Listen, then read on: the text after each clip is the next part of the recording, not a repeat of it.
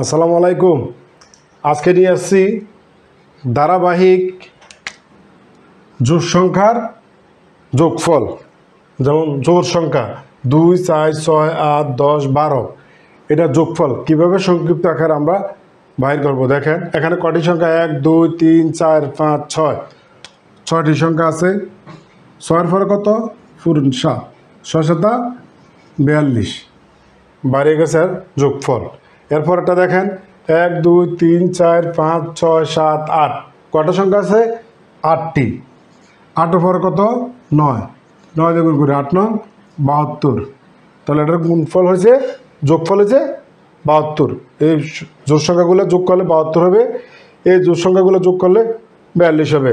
Same এটা যোগ করলে কত হবে অবশ্যই কমেন্টে জানাবেন। আসসালামু আলাইকুম।